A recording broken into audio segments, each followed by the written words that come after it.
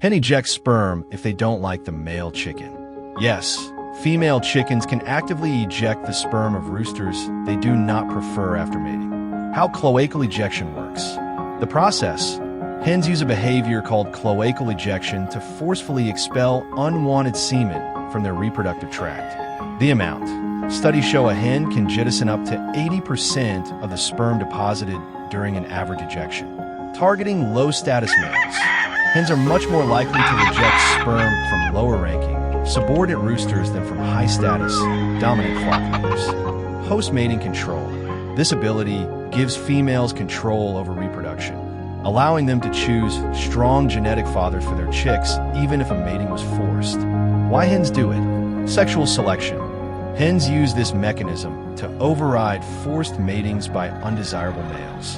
Flock hierarchy. Subordinate roosters often force mating, but hens prefer the genetics of dominant roosters. Biomass regulation.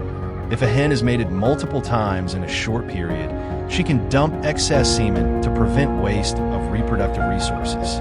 The mechanics of ejection. Muscular contraction. The hen strongly contracts the muscles of her cloaca, the single opening for waste and reproduction. Timing.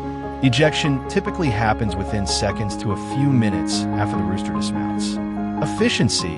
A hen can successfully expel a significant majority, often up to 80% or more, of the inseminated volume. Selective storage.